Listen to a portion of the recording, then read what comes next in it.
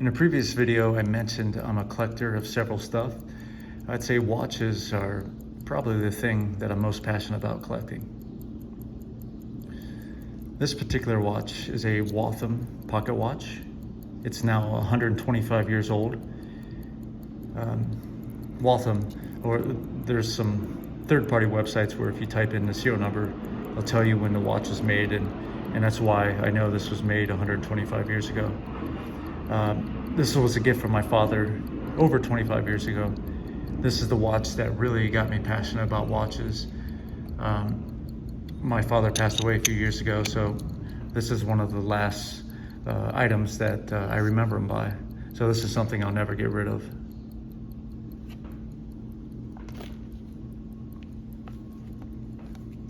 This is a Cartier Tank Solo. That means it's a quartz watch, and I don't mind because the Tank is all about design. Arguably, this is the greatest watch design. This is from 2010, and I put this on a pigskin strap in tan cream color.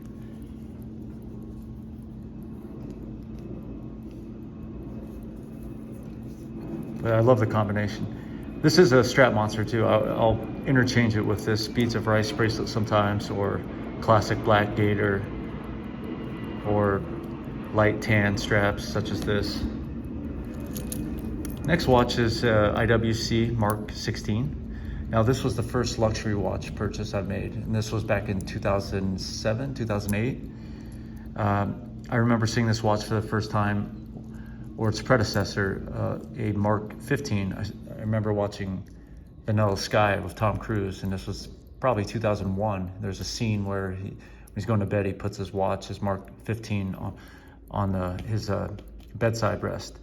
And I remember seeing that watch and then doing research on it, and then learning all about the military history of the Mark series. And I have a deep interest in military history.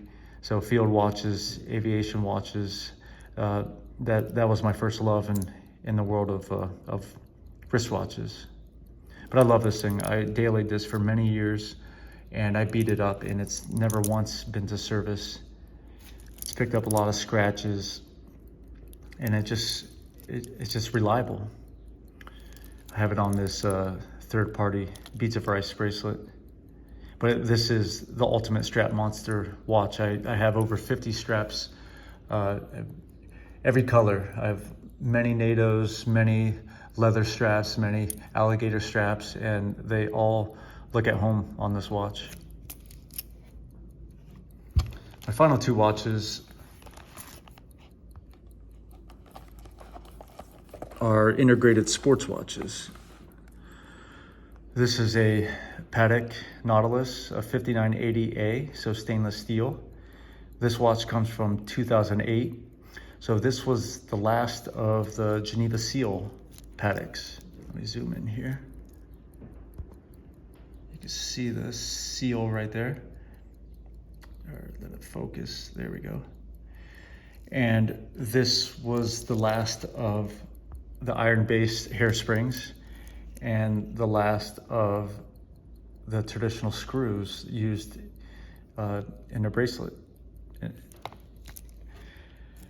Now, why did I seek a Nautilus with those three attributes? Well, I hope to never sell this, knock on wood, but just purely speculation and from reading on forums, I think these watches with the Geneva Seal and the Ferris hairspring will be more collectible in the long run.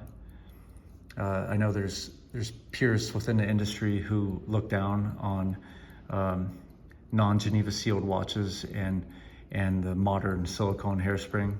I mean, I couldn't get into the details of that, but I figured if you're going to buy a watch like this, you could only do it once, or you have a few times to do it, so you might as well make sure that you do your research and you make a smart purchase. So I waited for this particular watch to come on market, and I love it. It's right now, it's my favorite watch to wear. And the last watch would be this AP Royal Oak. This is from 2019, and it was a limited production. They made it for 3 years, 75 watches per year, until AP scrapped the 15202 line and relaunched it into 16202 in early 2022. But this is white gold, of course, with a salmon dial, with that petite tapisserie, with the machine-guided guilloche.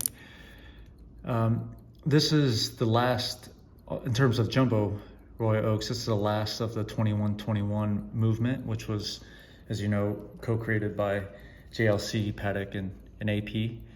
I prefer this movement over the new movement that's in-house, because this is iconic. I truly do believe that when we reflect 20, 30, 40 years back, this will be considered one of the greatest movements ever made.